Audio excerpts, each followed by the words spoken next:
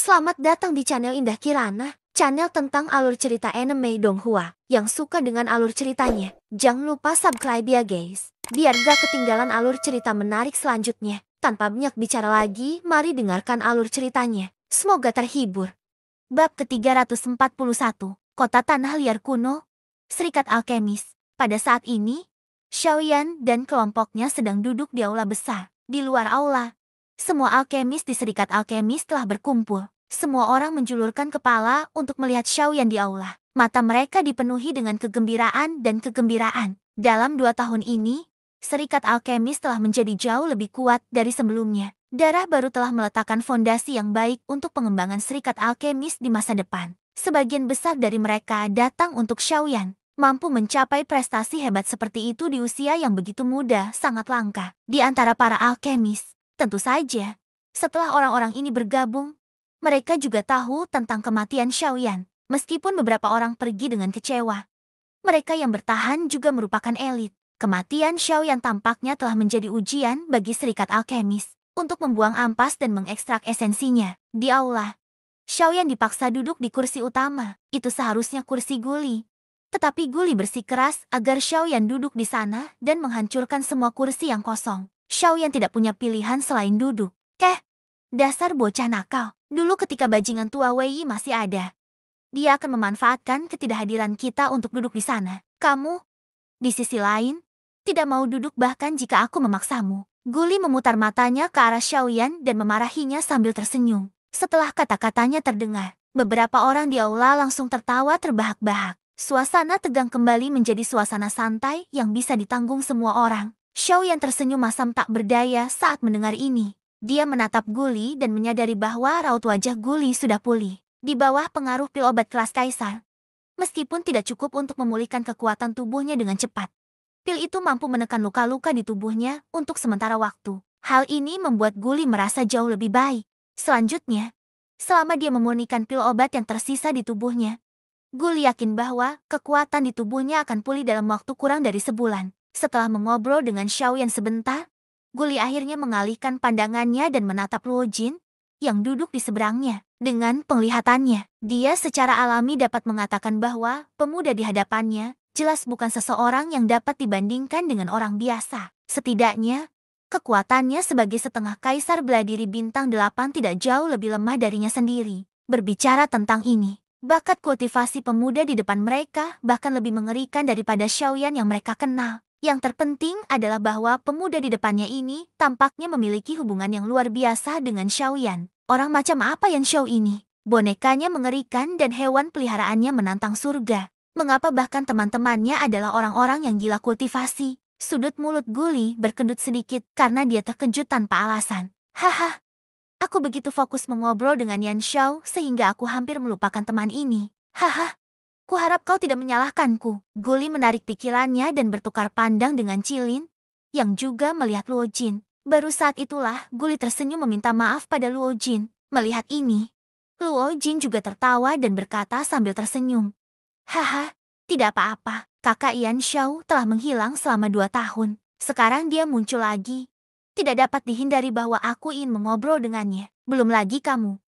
Bahkan aku merasakan hal yang sama. Haha, tawa yang jelas menyebabkan suasana di aula menjadi jauh lebih menyenangkan. Haha, setelah berbicara begitu banyak, aku masih tidak tahu nama teman ini. Guli menghadap Luo Jin. Mata tuanya yang keruh berkedip-kedip dengan cahaya saat dia bertanya dengan nada ramah. Luo Jin juga tersenyum ketika mendengar ini. Dia menangkupkan tangannya ke arah Guli dan tertawa. Namaku Luo Jin. Mendengar ini, Guli dan Cilin di sampingnya saling bertukar pandang. Segera setelah itu, mereka berdua juga menangkupkan tangan mereka ke arah Luo Jin dan menyebutkan nama mereka. Adik kecil, kamu seharusnya bukan seseorang dari kota liar kuno kita, kan? Tiba-tiba, Cilin di samping Guli tidak bisa menahan diri untuk bertanya kepada Luo Jin. Mendengar kata-kata ini, Guli juga menatap Luo Jin dengan wajah penasaran. Dalam hatinya, dia juga cukup penasaran. Ketika Luo Jin mendengar kata-kata dari mulut Guli, ekspresi di wajahnya tidak bisa menahan sedikit keterkejutan.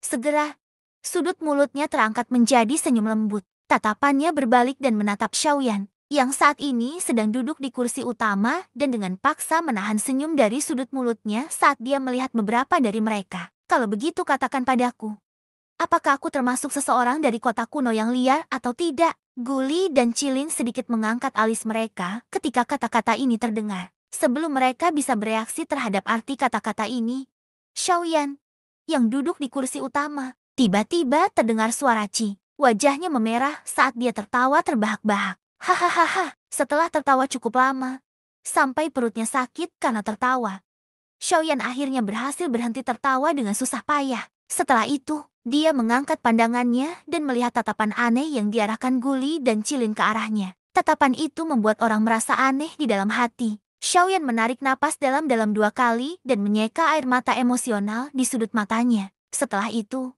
dia melihat ke arah Luo Jin. Ketika yang terakhir melihat tatapan yang diarahkan Xiaoyan, dia mengangkat bahunya dengan acuh tak acuh. Xiaoyan mengangguk. Dalam hatinya, dia mengerti maksud yang terakhir. Melihat tindakan aneh keduanya di alun-alun, Guli dan Cilin mengerutkan kening. Mereka saling memandang dan menggelengkan kepala tanpa daya. Jika 2 orang di depan mereka tidak mengatakan apa-apa, mereka tidak akan tahu persis apa yang telah terjadi. Beberapa saat kemudian, Xiaoyan sekali lagi mengalihkan pandangannya ke arah Guli dan Cilin. Wajahnya masih menunjukkan ekspresi emosional yang sama dari sebelumnya. Namun, pada saat ini, tampaknya telah menjadi jauh lebih formal. Haha, Presiden. Menurut kalian siapa orang paling misterius di kota liar kuno ini? Ketika mereka mendengar pertanyaan Xiaoyan yang tampaknya tidak berhubungan, Guli dan Cilin mengangkat alis mereka dan saling memandang. Pada saat yang sama, mereka berdua diam-diam berpikir dalam hati mereka. Jika kita berbicara tentang orang paling misterius di kota liar kuno ini, tentu saja itu adalah Penatua Luo dari bagian selatan kota. Lagi pula, dia telah berada di kota liar kuno ini selama bertahun-tahun. Tidak hanya tidak ada yang tahu kekuatan aslinya, bahkan latar belakangnya sama sekali tidak diketahui. Ketika dia memikirkan hal ini, ekspresi di mata Guli tiba-tiba membeku. Tatapannya langsung berbalik dan mendarat pada Luo Jin di seberangnya. Marga tetua Luo adalah Luo. Pemuda di depannya juga bermarga Luo. Mungkinkah pada saat berikutnya, ekspresi Guli dan Cilin tiba-tiba berubah. Mereka buru-buru berdiri dan dengan hormat membungkuk ke arah Luo Jin dengan tangan mereka ditangkupkan. Xiaoyan dan Luo Jin saling memandang. Dari kelihatannya, kedua lelaki tua kecil ini seharusnya sudah menebak identitas Luo Jin sebagai Master Pavilion Unit. Keduanya saling memandang dan tersenyum. Tepat saat Luo Jin hendak berdiri, kata-kata yang keluar dari mulut Guli dan Cilin seperti guntur tiba-tiba yang menyambar mereka berdua entah dari mana, menyebabkan mereka hampir kehilangan keseimbangan. Kami berdua menyapa tetua Luo, PV50, di kursi utama.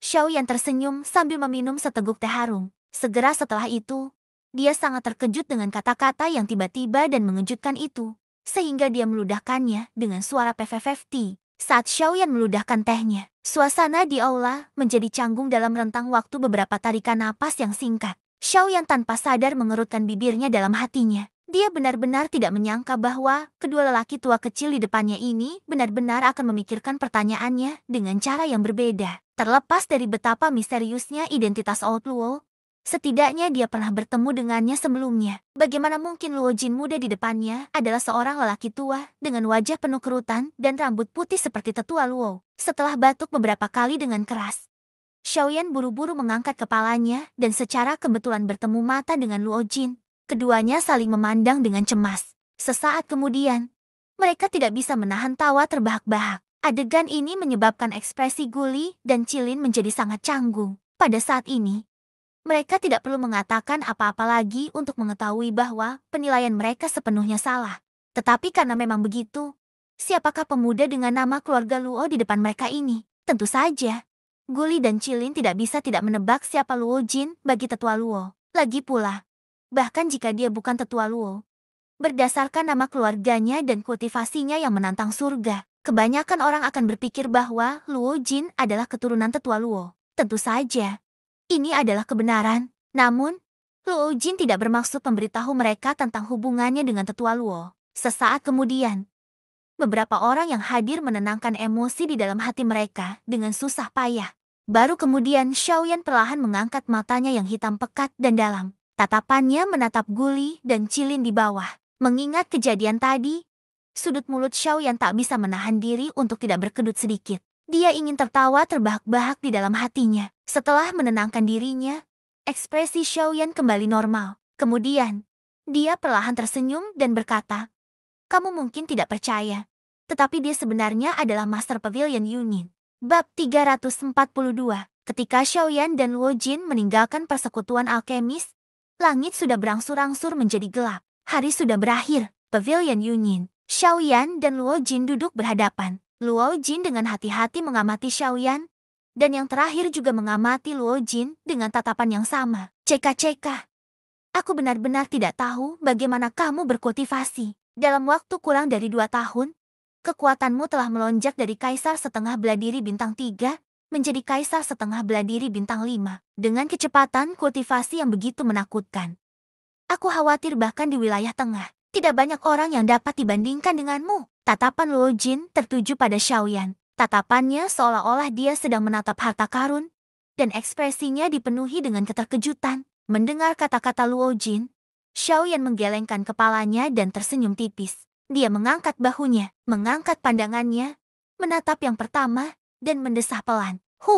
Bagaimana aku bisa dibandingkan denganmu? Kau berhasil meningkatkan kekuatanmu hingga 4 bintang dalam 2 tahun. Dibandingkan denganku, kau telah berlipat ganda. Kau bahkan mengatakan bahwa kecepatan kultivasiku cepat. Ini hanyalah cara terselubung untuk memuji dirimu sendiri, kan? Hahaha. Wajah tua Luo Jin memerah, dan dia tidak bisa menahan tawa keras. Dia tidak menjelaskan apapun. Namun, Luo Jin jelas mengerti dalam hatinya bahwa alasan dia mampu meningkatkan kekuatannya hingga 4 bintang selama 2 tahun ini adalah semua berkat esensi Gyo Kekaisaran Surga yang telah diperolehnya dari serigala pembelah awan. Ketika dia bergandengan tangan dengan Xiaoyan saat itu, Luo Jin telah memurnikan energi dalam esensi Gyo Kekaisaran Surga dalam 2 tahun ini. Itulah sebabnya kekuatannya dapat meningkat begitu cepat. Dibandingkan dengan rasa sakit akibat disambar petir yang harus ditanggung Xiaoyan, Luo Jin jauh lebih santai. Tentu saja, ada untung dan rugi, sementara kekuatannya meningkat pesat. Ia akan berada dalam periode penyesuaian untuk jangka waktu yang sangat lama. Kalau tidak, akan sangat sulit baginya untuk meningkat lagi. Namun, Luo Jin tampaknya memiliki sikap acuh tak acuh terhadap hal ini. Meskipun Xiaoyan terkejut, ia tidak bertanya. "Hehe, ngomong-ngomong, kau tidak buruk. Nak, kau telah memahami kekuatan jalan besar. Katakan padaku, jalan besar macam apa itu? Akan baik bagiku, seseorang yang belum memahami jalan besar, untuk membuka mataku." Tiba-tiba Luo Jin terkekeh dan bertanya tentang jalan besar yang digunakan Xiaoyan untuk melawan Muhan. Luo Jin benar-benar iri akan hal itu. Bagaimanapun, itulah kekuatan jalan yang bagus. Selama seseorang menjadi ahli sejati, mereka akan mampu memahaminya. Itu adalah bentuk verifikasi kekuatan seseorang. Tentu saja, bakat lebih penting. Bagaimanapun, jalan agung tidak terbentuk melalui kultivasi. Jika seseorang ingin menggunakan kekuatan jalan agung, syarat pertama adalah memahami jalan agung. Haha, keberuntunganku tidak buruk. Aku memahami jalan besar dari kehampaan. Ketika Xiaoyan mendengar ini, dia tidak mencoba menyembunyikannya, karena dia sudah menggunakannya. Xiaoyan tidak bermaksud untuk terus menyembunyikannya. Bagaimanapun, pasti akan ada orang yang dapat mengenali bahwa energi hitam yang dia gunakan adalah kekuatan jalan agung. Ceka-ceka. Kau benar-benar tidak tahu perbuatan baik macam apa yang telah kau lakukan di kehidupanmu sebelumnya. Berapa banyak karma baik yang telah kau kumpulkan hingga benar-benar mampu memahami jalan besar dari kekosongan. Hehe, jalan besar kekosongan dikombinasikan dengan langkah kepunahan langit. Saat ini, aku khawatir tidak ada seorang pun di bawah kelas Dodi yang akan mampu mengejar kecepatanmu. Mata Luo Jin menatap Xiaoyan seolah-olah dia sedang melihat monster. Ketika dia berbicara, nadanya mengungkapkan rasa iri yang dimilikinya terhadap Xiaoyan. Mengenai hal ini, Xiaoyan juga tidak berdaya. Dia merentangkan tangannya dan tersenyum tak berdaya. Haha, baiklah, setelah mengatakan begitu banyak, mari kita bicarakan rencanamu selanjutnya. Sekarang setelah kau memasuki kolam petir, apa rencanamu selanjutnya? Setelah mengganti topik, Luo Jin segera menindaklanjuti dan menanyakan rencana Xiaoyan selanjutnya. Xiaoyan tanpa sadar menghirup udara dalam-dalam saat mendengar ini. Ekspresi di wajahnya, yang awalnya membawa sedikit senyum, perlahan-lahan kembali serius. Xiaoyan telah mempertimbangkan pertanyaan yang diajukan Luo Jin saat ini sebelum dia meninggalkan kolam petir. Karena itu, sekarang setelah Luo Jin mengajukannya, Xiaoyan tidak perlu terlalu banyak memikirkannya. Xiaoyan mengangguk sedikit dan berbicara kepada Luo Jin dengan suara yang dalam. Menurut rencana awalku, pertama-tama aku akan menuju ke wilayah barat. Karena jarak yang berbeda antara wilayah, Xiaoyan tidak dapat mengandalkan formasi transportasi di kota kuno yang liar untuk langsung mencapai wilayah utara. Oleh karena itu, wilayah barat adalah tempat yang harus dia lewati dalam perjalanan ini. Luo Jin mengangguk sedikit. Dia juga memahami hal ini di dalam hatinya. Setelah mengetahui tujuan Xiaoyan selanjutnya, Luo Jin tersenyum dan berkata, "Haha, kalau begitu, kita bisa bepergian bersama. Kebetulan, aku punya beberapa urusan yang harus diselesaikan di cabang Pavilion Yunin di wilayah barat. Dengan begitu, kita berdua bisa bepergian bersama lagi." Haha, wajah Luo Jin penuh dengan senyuman. Seolah-olah ini semua sudah ditakdirkan. Setelah tertawa, Luo Jin sepertinya telah memikirkan sesuatu. Dia mengangkat alisnya dan bertanya kepada Xiaoyan sambil tersenyum. "Saudara Yan Xiao, apakah kamu sudah memutuskan kapan kamu akan pergi?" Matanya menyipit dan matanya yang hitam pekat berkedip-kedip. Setelah beberapa lama, Xiaoyan akhirnya membuka mulutnya dan berkata dengan nada tenang, "Mari kita atur untuk 3 hari kemudian. Dalam 3 hari, kita akan berangkat ke wilayah barat." Ketika kata-kata ini keluar, Luo Jin mengangkat alisnya sedikit dan berkata dengan suara rendah, "3 hari, bukankah ini agak terlalu terburu-buru?" Mendengar kata-kata Luo Jin, Xiaoyan tersenyum tipis, menggelengkan kepalanya dan berkata, "Kita tidak akan pindah, tidak perlu membawa apapun. 3 hari sudah cukup. Kita hanya perlu mengemas beberapa pakaian dalam 3 hari." Melihat ini, Luo Jin tidak mengatakan apa-apa lagi dan menganggukkan kepalanya tanda setuju. Bagaimanapun, tidak masalah baginya apakah mereka berangkat lebih awal atau terlambat. Waktu malam berlalu dengan tenang. Dalam sekejap mata, sudah pagi di hari kedua. Pagi-pagi sekali, kota kuno yang liar sudah sangat ramai. Selain itu, ada 2 berita utama yang telah menyebar kemarin. Orang-orang di kota itu sangat bersemangat.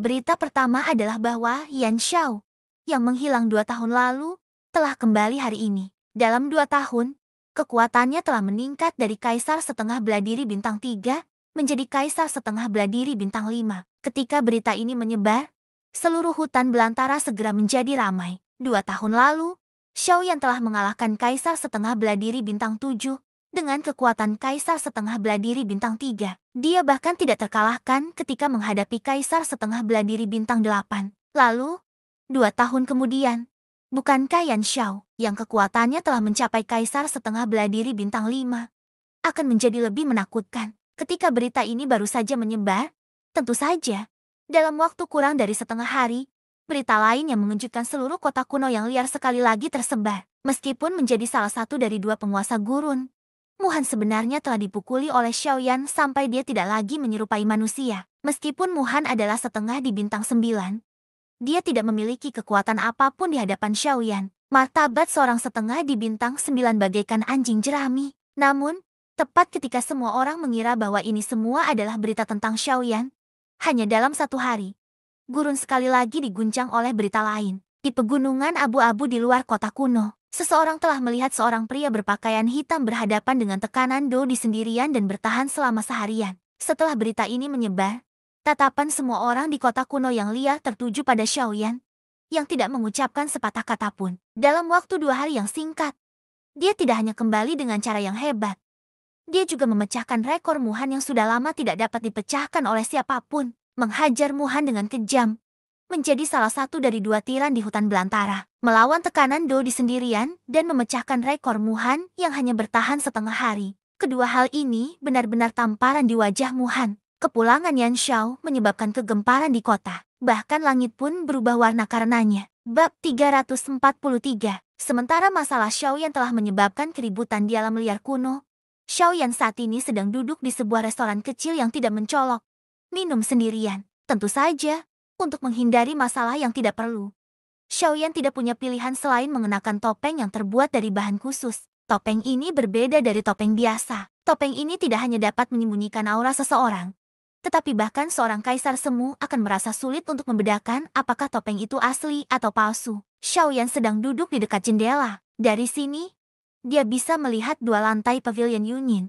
Tentu saja, ini bukan tujuan kunjungan Xiaoyan. Dia hanya terbiasa duduk di dekat jendela dan mendengarkan berita di jalanan. Tidak mengherankan, Sejak Xiaoyan duduk di sana, hampir setiap berita yang dia dengar terkait dengannya, terutama pertempuran dengan Muhan sehari sebelumnya, semua orang menyebarkan rumor palsu tentang itu. Itu adalah pertarungan yang tak terbayangkan. Namun, saat hal ini sampai ke telinga Xiaoyan, yang terakhir hanya bisa tersenyum pahit dan menggelengkan kepalanya sambil mendesah. Xiaoyan hanya bisa fokus pada masalah yang ada tanpa daya. Xiaoyan berharap dia bisa membuat beberapa persiapan sebelum dia pergi, untuk menghindari masalah di masa depan. Di tengah kebosanan menunggu, waktu berlalu dengan cepat. Tanpa disadari, 4 jam telah berlalu di ujung jarinya. Sampai suatu saat, suasana yang membosankan itu dipecahkan oleh teriakan lembut. HMP, di mana pemilik toko? Cepat keluar. Sebagian besar orang di restoran tidak bisa menahan diri untuk tidak mengalihkan pandangan mereka ke arah suara itu. Meskipun nadanya agak kasar, suaranya cukup enak didengar. Bahkan Xiaoyan pun tak dapat menyangkalnya. Namun, apakah suaranya enak didengar atau tidak adalah satu hal. Tetapi nadanya adalah hal lain. Ketika suara sombong ini terdengar, pemilik toko merasa sedikit tidak nyaman di hatinya. Namun, setelah berbisnis selama bertahun-tahun, dia mengerti dalam hatinya bahwa dia pasti tidak bisa meremehkan siapapun. Bahkan jika itu adalah seorang gadis dengan suara yang sangat lembut, dia pasti tidak bisa meremehkannya. Terlebih lagi, suara gadis yang berteriak itu begitu lembut. Jelas, dia adalah seorang wanita muda yang dimanjakan sejak dia masih muda. Tanpa menyebutkan kekuatannya, hanya latar belakangnya saja bukanlah sesuatu yang bisa disentuh oleh toko kecil seperti mereka. Oleh karena itu, pemilik toko buru-buru berlari ke depan setelah mendengar teriakan lembut itu. Dia tersenyum pada gadis itu dengan sikap sopan. Haha, bolehkah aku tahu apakah nona muda ini membutuhkan sesuatu? Jika memang ada kebutuhan, selama itu dalam kemampuan tokoku, orang tua ini pasti akan melakukan yang terbaik. Pemilik toko memberi dirinya nilai penuh untuk penilaiannya saat dia melangkah maju. Gadis kecil di depannya ini mungkin tampak lemah di permukaan, tetapi auranya adalah sesuatu yang bahkan seorang duzun seperti dia tidak dapat melihat dengan jelas. Hanya titik ini saja sudah cukup untuk membuktikan bahwa kekuatan nona muda ini jauh lebih kuat darinya. Mungkin dia sudah menjadi ahli di kelas doseng. Pemilik toko itu berpikir pelan dalam hatinya. Gadis kecil ini, yang tampaknya berusia 20-an, memiliki kekuatan seorang doseng. Bakat pelatihan yang menakutkan seperti ini benar-benar bisa disebut menantang surga. Di masa mendatang, nona muda di depannya ini mungkin akan menjadi bandi yang lebih kuat yang akan dihormati oleh orang-orang di benua ini. Orang seperti itu tidak akan membiarkan douzun kecil seperti dia menghujatnya. Dia pertama kali mendengar suara sopan pemilik toko. Setelah itu, dia melihat sikap hormat pemilik toko di depannya. Wanita muda itu mengerutkan bibir merahnya yang basah dan mengangkat hidung kecilnya. Wajahnya yang merah muda lembut memperlihatkan senyum bangga. Tatapannya menyapu semua orang di lantai pertama. Setelah itu, sekali lagi mendarat pada pemilik toko di depannya. Wanita muda itu tersenyum sedikit. Senyum yang dia tunjukkan dapat digambarkan sebagai sangat cantik. Namun, kata-kata yang dipancarkan berikutnya menyebabkan ekspresi semua orang yang hadir langsung berubah. Hari ini, nona muda ini akan memesan seluruh restoran ini. Semua orang di dalam harus segera meninggalkan restoran ini. Semua orang yang hadir segera mengerutkan kening ketika kata-kata ini diucapkan. Bahkan pemilik toko di depan wanita muda itu tanpa sadar mengernyitkan alisnya. Restoran miliknya ini telah buka selama puluhan tahun. Kebanyakan orang yang datang adalah pelanggan lama. Mereka biasanya saling menjaga. Sekarang, dia telah mengusir pelanggannya hanya karena beberapa kata dari wanita muda di depannya ini. Bagaimana dia akan terus mempertahankan posisinya di sini di masa depan? Pemilik toko baru saja akan membuka mulutnya ketika wanita muda di depannya mendengus pelan. Dia melambaikan tangannya dan sebuah kartu emas muncul di tangannya. Dia menjentikan jarinya dan kartu itu melesat ke arah pemilik toko di depannya. Pemilik toko itu mengerutkan kening.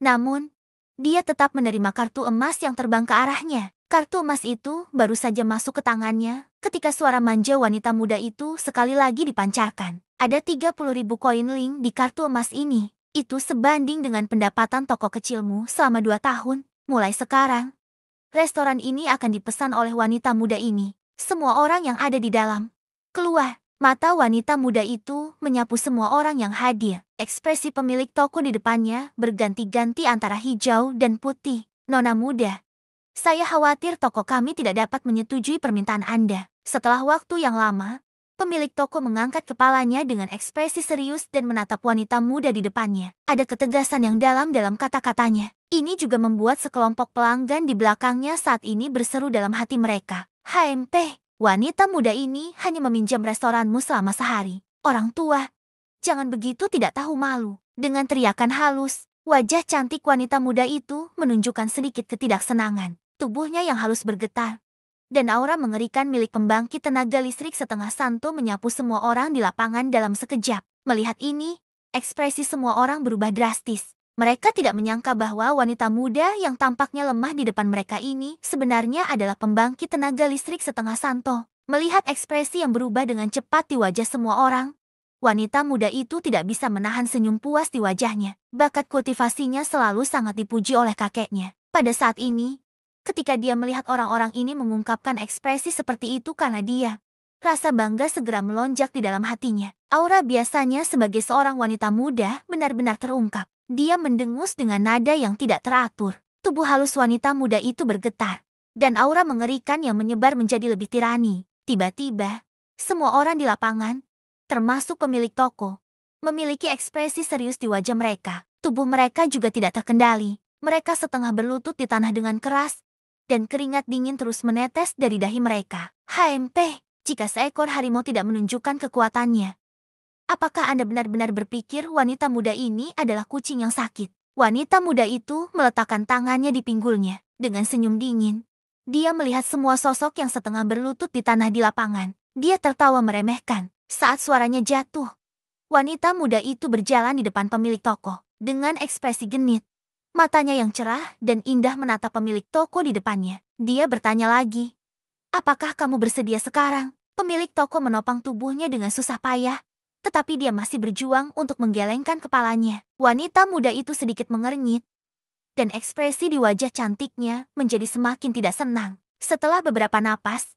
wanita muda itu mendengus dingin. Dia benar-benar perlahan mengangkat tangannya yang seperti batu giok, merentangkan kelima jarinya, dan menampar wajah pemilik toko. Tampah, dengan suara lembut, di bawah tatapan heran semua orang.